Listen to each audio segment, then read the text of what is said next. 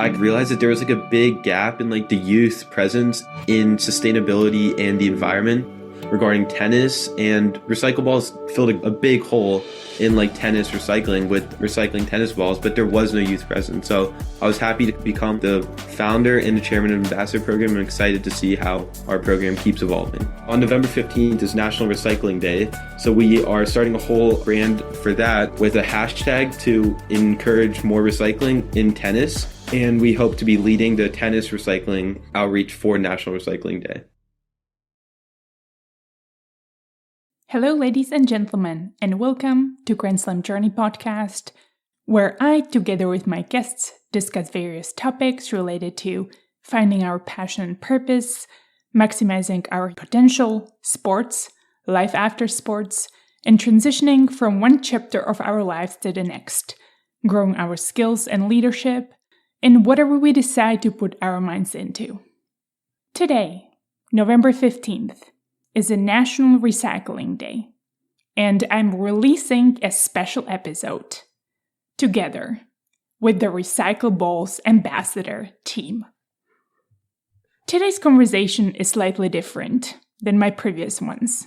Instead of me interviewing my guest, I let my guests interview me. Well, I couldn't help it, and I asked a few questions back. RecycleBalls is a nonprofit with mission to help save the planet by reusing and recycling all tennis balls. If you don't know about RecycleBalls, please go to the episode notes to check out their website, recycleballs.org. If you are someone who listens to my podcast regularly, you may recognize the name.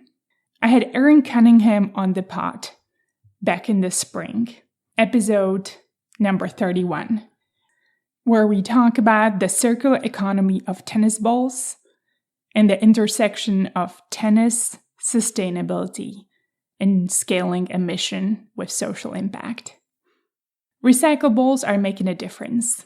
They have saved over 12 million balls from landfills and are coming up with some amazing use cases to give tennis balls a second life. They're truly creating a community around this mission, where they have over 200,000 individuals helping them make a difference. My today's guests are Sai, Heena, and Keaton, young tennis enthusiasts with a big passion for sustainability. I don't know who was more inspired from this episode, whether some of my stories resonated with them, or whether I was more impressed with how wise and aware they are. If our youth looks more like Sai, Heena, and Keaton, I'm very optimistic about the future of our humanity. During this episode, we cover our passion for tennis. I share some of my journey and lessons I have learned. And of course, we talk about the RecycleBalls, their mission, some of the progress they have been making, the role of the ambassadors team, how to become part of it, and, of course, sustainability. If you enjoyed this episode, I want to ask you to please share it with someone you believe may enjoy it as well.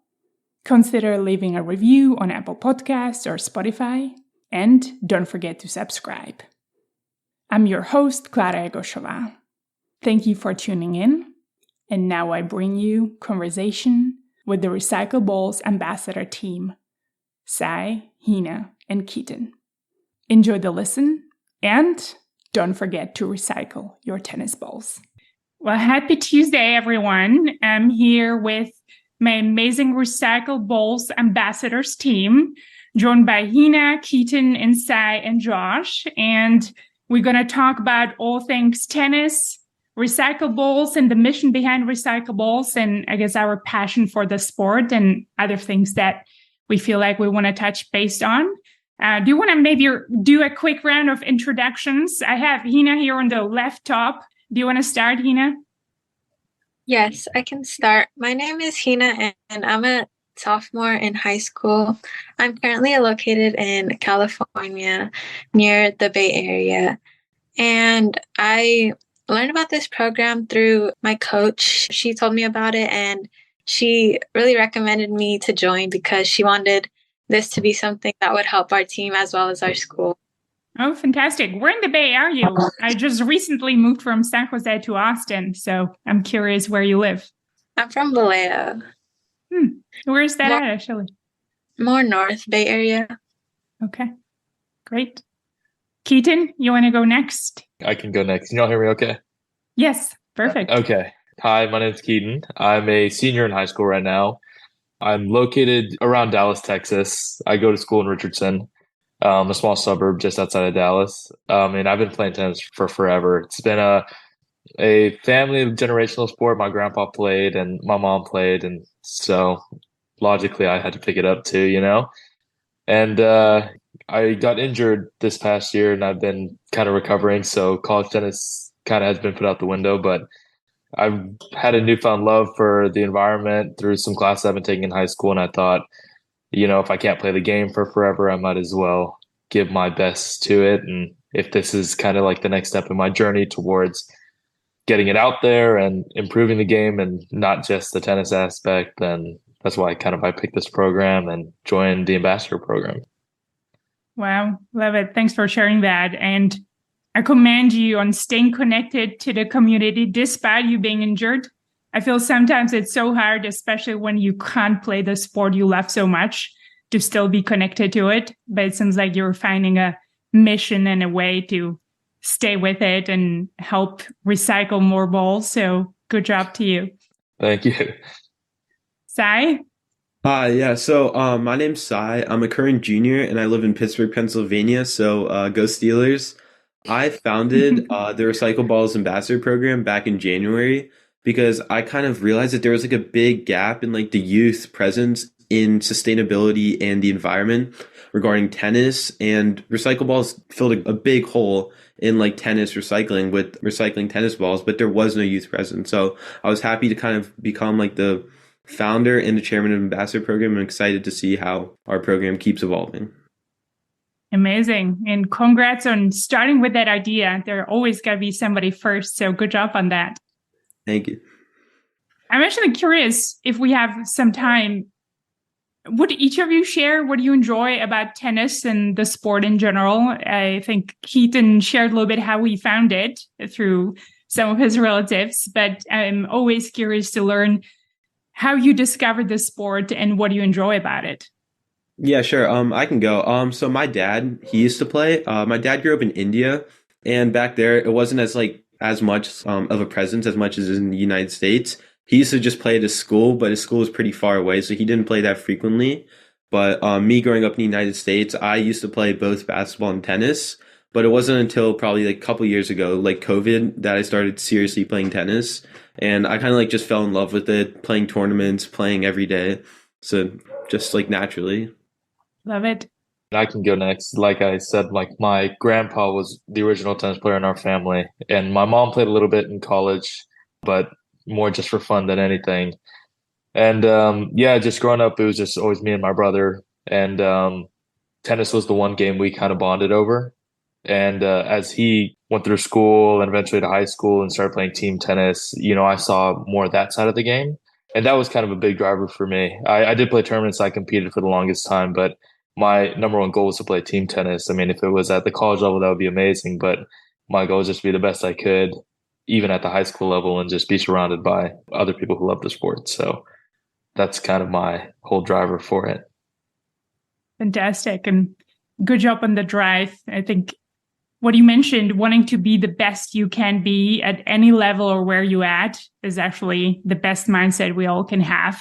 And if we focus on it, I find throughout life, in whatever you do, that mindset will carry you forward with really anything, whether it's tennis, helping to scale the mission of RecycleBalls, or any other journey you may find out after that. But Heena, last but not least, tell us. I started playing because of my sister. She started in high school, but I actually started when I was like around 8. She kind of forced me actually into a program for young kids to play tennis and learn about responsibilities.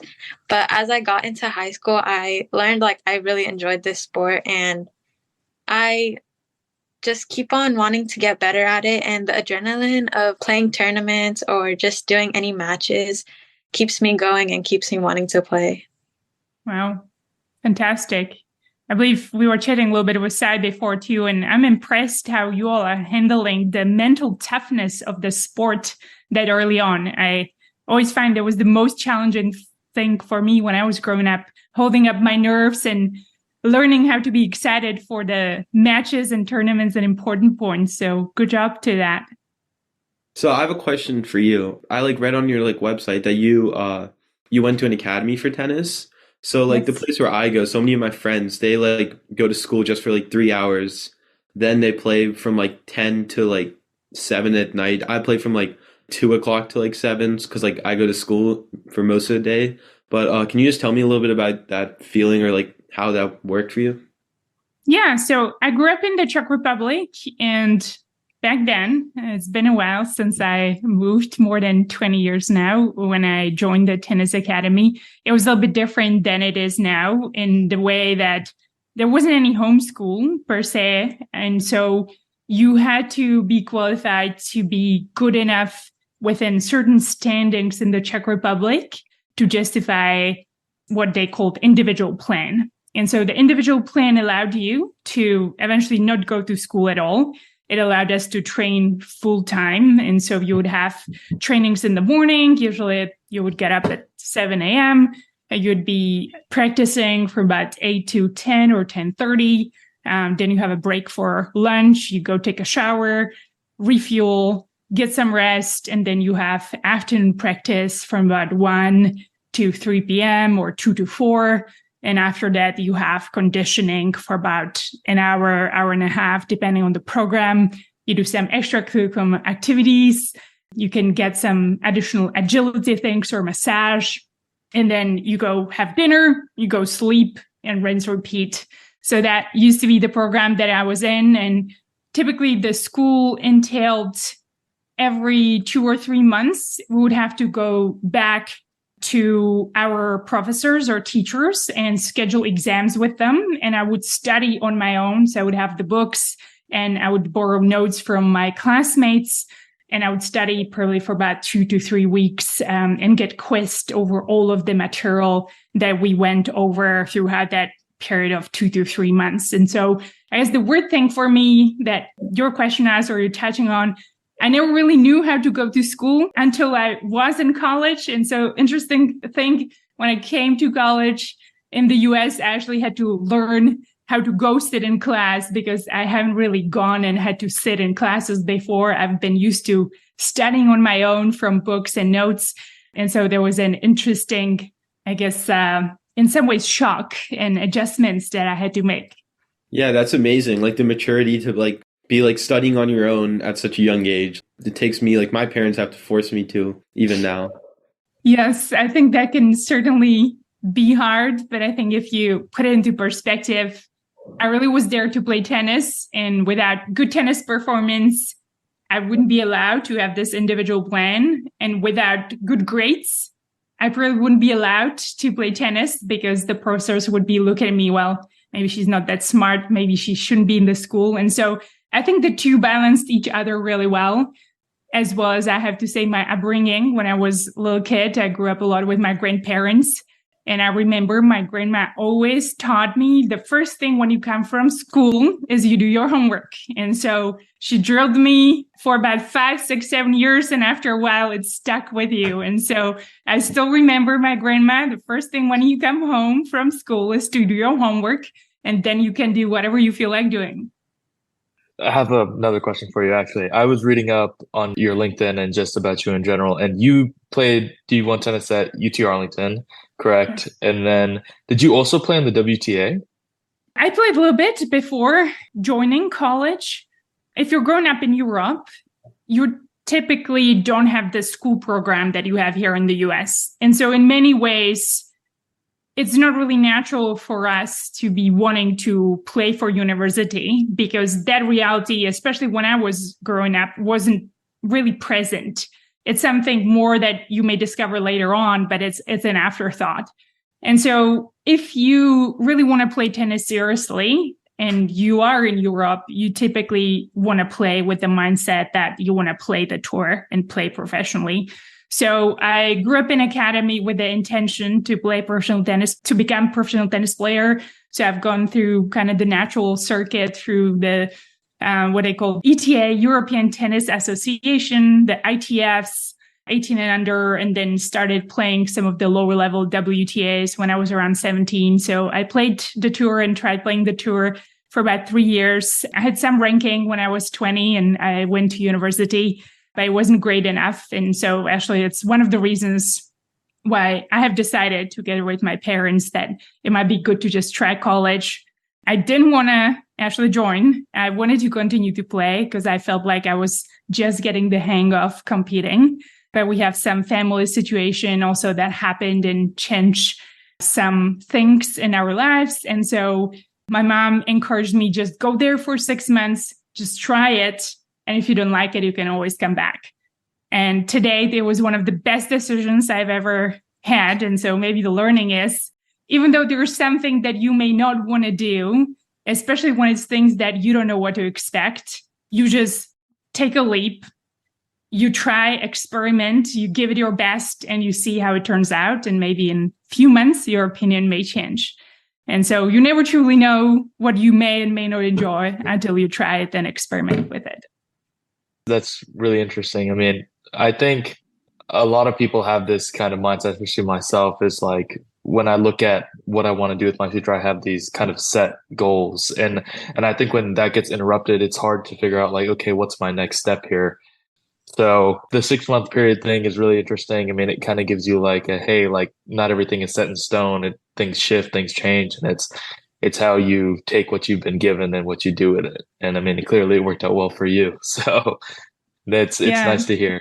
Especially for us since we're so young. So thank you, Keaton. And just to comment on what you shared, I totally respect goal setting. I think it's so important. And in some ways, we as humans are driven into achieving goals and setting goals and creating a journey and a path for us. And it can be really hard if you can't see what's next. But typically in those moments when you just pause and you look around and keep your eyes open and look through the lens of opportunity, you may see so many things that you may not even have seen before. And so it's really just being open to exploring and seeing what works. And I think a lot of that has served me well, even throughout my life, even my transition from after college to telecommunications, which is not an industry I at all planned or wanted to be in. It was totally serendipitous and accidental. And it was one of the best things that had happened to me. So we've talked a little bit now about where you've come from, like your journey and through tennis and how that's been your passion. But you bring up your profession. So one question I had for you was, how did you transition from more your tennis mindset to your professional field? And what like ideologies maybe from the game have helped you in this part of your life? Oof.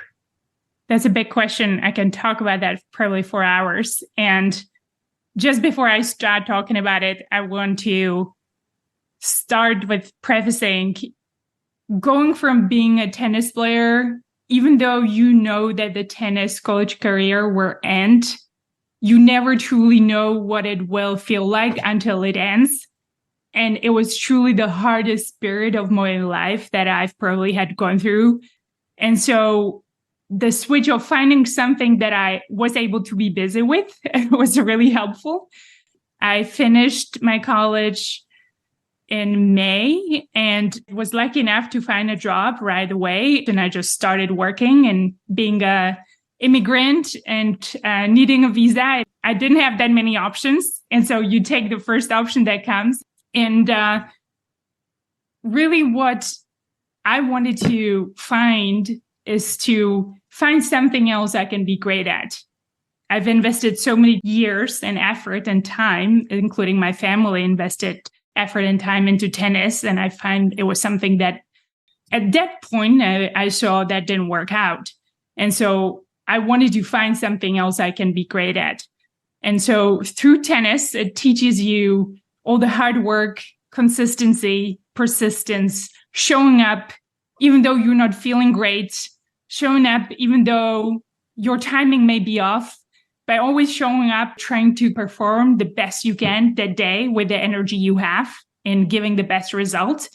And I think taking that mindset early on in my career to my next job really helped me grow, at least through my earlier career, because I didn't know anything about telecommunications.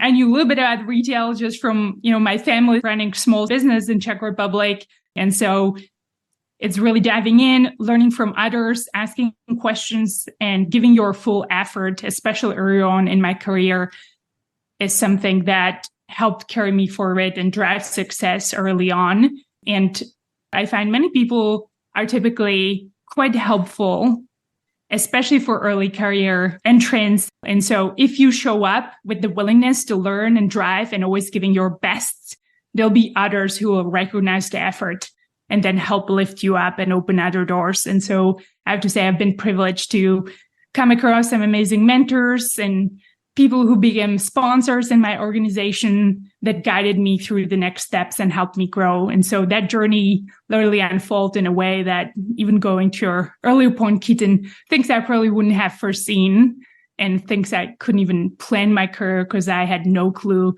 what will be the next step or the journey. So, follow-up question. For young tennis players on their tennis path, whether their goal is to go pro, to get to the collegiate level, or just to play on their high school team, what is the most important piece of advice you would give any of them? I mean, number one, you got to show up. Tennis is such a tough sport. And so the discipline and consistency and showing up every day, even though you may not feel like it, at the end will drive success. And so go on the court, and many times you're sore and you're tired and you rather feel like maybe sleeping in and you feel like you can't give it your best. But going there and still doing the best of what your best is that day, you will not be always able to perform at your best, but giving the best out of the energy that you have that day will make a difference for sure. And so learning how to always give the best from your energy bucket that you have for that day is important.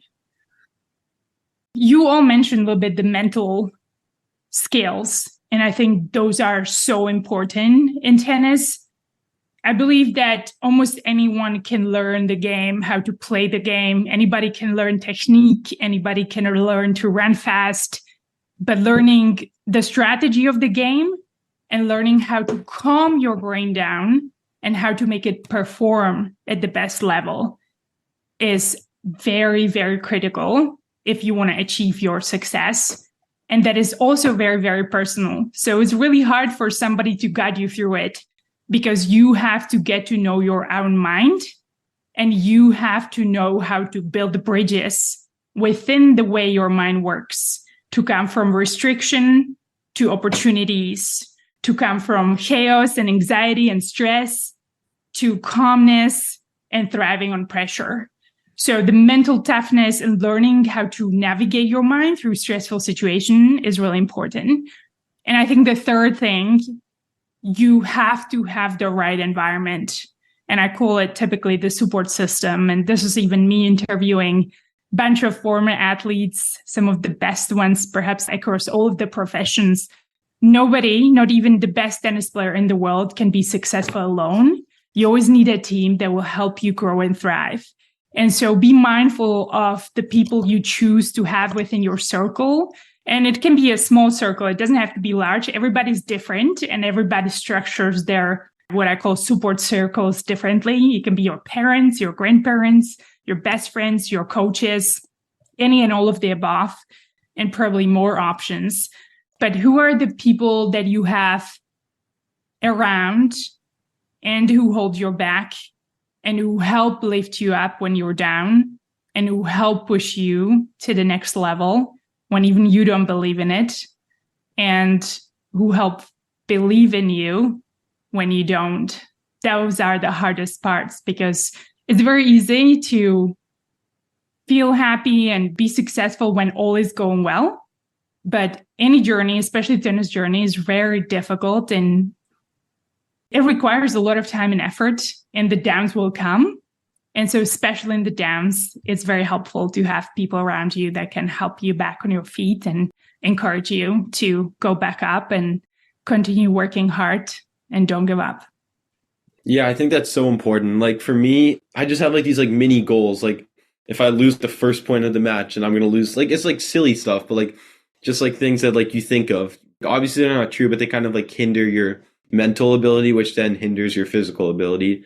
And I think just like blocking out your thoughts just to play is like the most important thing. Yes. I feel like you know so much more than I knew when I was your age. So good job. You're already ahead of me, Sai. I'm saying all it, but then when I'm on the court, I'm thinking something completely different. Well, it's always need to start somewhere. So even saying it out loud, it will help. And then with time, you need to figure out how to find your routines and little things on the court. And they're almost like workarounds. Sometimes you try one thing and you would think it never works and it does. And so you experiment with it again. So a lot of things I feel like on the court is finding what works and really exploring your physical and mental capabilities and how you get yourself and your mind to where you perform the best, because that's really, I think, important. And that's one of the skills that will carry over with you for the rest of your life. If you can learn how to control your mind on the court, I guarantee you can learn how to control your mind when you're having a meeting with a CEO and their executives. It's almost exactly the same feeling. So we keep asking you questions. Do you have questions about us or our organization? Yeah, I had your CEO, Erin, on the podcast. I know she's fantastic. And so good job and kudos to the mission that you're driving. But tell me a little bit more about RecycleBalls still. I know you all have grown quite a bit since I talked to Erin and the mission that the ambassador program is driving. Yeah, so the ambassador program was built to foster youth participation. So our main goal is to increase our youth participation. And we thought the easiest way to do this was through social media, because obviously where are kids but Instagram, TikTok, and YouTube. So one of our first actions was to create a TikTok and to start posting more on our Instagram. And I think this probably got our quickest growth in ambassadors when we first launched our program back in April. And like almost instantly, we got around 20 to 25 ambassador responses, which was amazing. When we started, I was scared we weren't even going to get one. So I thought that was amazing. Once we got the program going, we wanted to have a place where ambassadors learn, but also help their environment and their community. So we've had some great experiences with the ambassador community. And back in April, we had the USTA sustainability consultant on our meeting, and we kind of got to interview her and talk to her while making content that we could then post for increasing the growth of RecycleBalls. So we thought that was a great opportunity for the ambassadors and for the overall brand. And we've just been trying to replicate that type of success multiple times over to kind of foster a place for ambassadors to grow and for the program of the RecycleBalls to grow. In our upcoming days, we are currently working on on November 15th is National Recycling Day. So we are starting a whole brand for that with a hashtag to encourage more recycling in tennis. And we hope to be leading the tennis recycling outreach for National Recycling Day. Wow, love it. Great job. Seems like you all have been busy driving the mission. Congrats. What are you at right now as far as balls recycled? Yeah, so I believe we hit a milestone a couple months ago of 2 million balls, I believe. But I know that there are balls coming in every single day to the warehouse. The warehouse is in Connecticut, which I've not had the pleasure to go to. I live in Pittsburgh, but I've seen like videos and clips of it that I can happily share of balls just coming in and being reused for a second life. Oh yeah, Josh said more than 12 million. I'm mistaken. I'm sorry. More than 2 million this year. That's what I meant. Yeah, my apologies. Excellent. And so anybody who listens to this and is thinking about, oh, this is really interesting, perhaps has a passion for tennis and wants to think about how to help scaling the mission for RecycleBalls, what's the best way to become an ambassador? Are you talking about what they can do for their community or how they can join the ambassador program? Yeah, maybe you can touch base on both, actually, Sai. So one of the first things we ask ambassadors to do is to check out their local clubs and go see, do you have the noticeable RecycleBalls boxes there? If you don't, we'd love for ambassadors to just go maybe talk to the tennis director or the club director and just let them know what RecycleBalls is, because it's a cheap box that is obviously good for the environment, and it's a great way to promote sustainability in your club. So we've found very much success in just having ambassadors go to their clubs and share. But for actually joining the ambassador program, it's really easy. On the RecycleBalls website, you can press the Take Action button, and right there is the ambassador program option. And just once you press on that, there's an easy form right on the website. And then I or Aaron would reach out to you, and then we'd have an introductory meeting, and then you'd be welcome to join any of our meetings. Excellent. Do you all have a goal of how many ambassadors you would like to add to the team, or is there a specific limit that you don't want to overreach? So we had some early goals, but we hit them. We wanted to get 20 ambassadors by the end of summer, and we were well over 40. And now we have around 60 ambassadors in the email list. And every single meeting of ours has a good 10 to 15. And then obviously some kids can't attend or are away, but a lot of ambassadors that constantly help. And we're very glad by the constant support by our ambassadors. Good job. That seems like you have more people than you aspire to, and seems like the list is growing. So congrats. You all are doing something good. Yeah, we didn't want to kind of hinder anyone from joining. We thought anyone can make a difference. So that was one of our main guidelines, that no ambassadors would be turned down. Fantastic. Now that we talked about the ambassador, I'm curious what made you join the program. I guess Sai started it, so he saw the opportunity to start the whole program. But Keaton, Heena, how did you learn about it, and what inspired you to become part of it? For me, my dad, he's a wastewater engineer, so he cleans water. So when you open your tap, all the drinking water that comes out, that's kind of what he deals with. And his whole deal is environmental, not only okay, we're creating overall goals for clean drinking water for people, but it's also now how does the sewage that we create affect the environment, and how do we tackle that side of it? And I've always been kind of captivated by the work he does and how it's his job it has a purpose. It's not just I'm going to go make money. It's I'm going to do something that matters. So that kind of sparked the interest for me with the more environmental side of things. And it's actually, kind of affected not only my participation in the ambassador program, but also with my future career.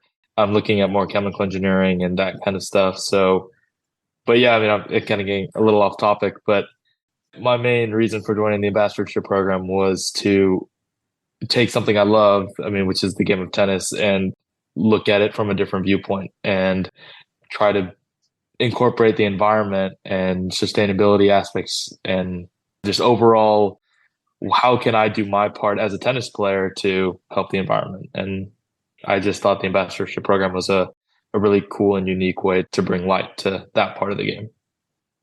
Love it. And love your connection between the mission and the game, as well as your ambition, Keaton. Being a chemical engineer and playing college tennis, good job and kudos. I'm cheering for you. Thank you. I've always wanted to do my part in protecting the environment and helping the environment. And just learning about this through my coach made me really want to join and be an ambassador, because I saw all the things that I could do as a tennis player to help my community and make it a better place for the youth like me. I love it. You are such achievers and drivers, and really connected to the mission, and obviously enthusiastic about the sport. It seems like a great combination. And if there's more youth that look like all three of you, I'm very optimistic about the planet and what you all are building. So good job. Any other thoughts or questions we want to touch on, team? So obviously we are doing our part, but you've seen so much of the tennis world, and not just the United States, but also in Europe. So what advice could you give us as we work to tackle the issue of recycling in tennis? What is some gap or something that could be improved from your opinion? Wow. I feel like I have played tennis for a long time, but you all three know way more about it than I do. I think I learned about the RecycleBalls through Erin just a while back. I want to think maybe 6 months ago. And I know Erin and I had a few conversations before, but I was really impressed by the mission. And in some ways, I'm embarrassed that I never thought about the millions of tennis balls that I have hit in my life and the life cycle of what happened to them after they were done serving. So truly, it was a little bit of embarrassment that I never given it a thought. And so I'm saying you all are actually ahead of me, that you all are thinking about it way earlier on in your life than I have. And I'm certainly not an expert here, but what I have been hearing in my conversation with Erin, there's obviously so much more opportunity to scale this, even within the US only. I know you're making some great traction in Canada. And so if you look at just at Americas and the rise of tennis now, especially during the pandemic, which has been fun and very cool to watch, tennis is becoming more and more popular sport. I feel like really bringing this top of mind for everyone could be just the first thing and driving the awareness. And as you all are scaling the mission of getting the boxes in pretty much every single tennis facility and country club, hopefully we can get there. Really in Europe, when I was growing up, we never had programs like this. And so I am not even aware of really all of the recycling efforts that are being done there. So I have lived in the US now for almost 20 years. So I have to say I almost know, sadly, the US better than I know my own country, Czech Republic now, and what's happening in Europe. But I believe, if I'm not wrong, Erin is perhaps in touch with some of the facilities and programs that are being run and driven in Europe, and we're scaling the mission. It seems like you all are taking notes and exchanging notes to see how you all can drive this mission together. Is that true? Do any of you know more about it? I remember a while back, one thing that we had discussed kind of like reaching into was more of like clothing. Like, could we make the tennis ball felt into like shoe cloth? And like, there's actually a company in Spain that has already started with that. And we thought that was really cool. And like, there's just so many new opportunities with just a tennis ball, which is like so small, that so many different companies are doing. So it's just like exciting to see. And a lot of them are in Europe, which is basically like the founders of tennis. Obviously, like Europe versus world is a tennis tournament. Europe is like the center of tennis in the world. Yeah, I think there's a lot of innovation that is and will be coming up for recycling. I definitely see it as a trend. One of the great examples that Erin talked about is even resurfacing courts with some of the rubber that's left over from the tennis balls. So it's really cool, full cycle, that you use the balls to actually put it back into the court. And obviously clothing or shoes is really interesting. I do know the big brands that I think of, Nike and Adidas, have missions of fully recycling clothes. So I wonder, maybe you all got to reach out to them and see if they want to collaborate and create some cool tennis apparel or shoes from your recycled tennis balls.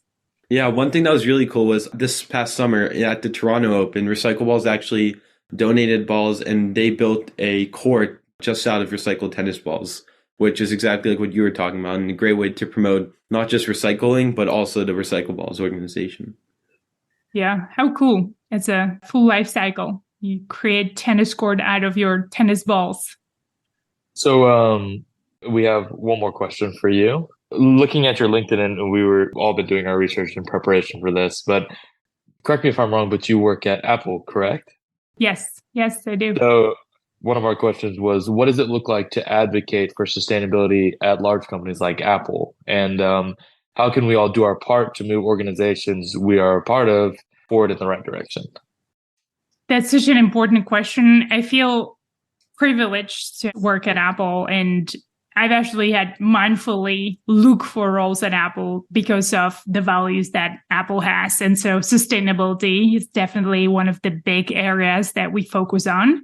It's not just sustainability of our own products, but also sustainability of the partners and vendors we use, or manufacturers of our own product. And so it has been actually quite easy here, because at Apple, people believe that we lead with our values, and obviously sustainability and recycling is one of the top values that we take into account through everything, even designing our products. It's an inherent part of the company. And so standing up for what you believe, being pioneer in what you believe, and leading with your values, I think as far as they're authentic, I believe your authenticity will always be heard. If you believe in what you're saying, you just have to continue working towards it and working in the mission. And as I said earlier, Keaton, you may not always have a path or roadmap to what the next step is, but if you're really passionate about it, the path will open up for you. And so I don't know what it's like in some of the other organizations. I do see that more and more organizations are recognizing that sustainability is important, because currently we only have one planet that we can live on. As far as I know, we're trying to figure out if we can live on other planets, but that's probably quite far away. And so I think it's just socially responsible to figure out how we can keep this planet healthy and happy. Because if it isn't, none of us will be. We can obviously all see it with some of the not so happy weather events and weather changes, including global warming, obviously driven by high temperatures. You're in Texas, so I'm sure you know what I'm talking about here. Yeah, we feel it pretty bad.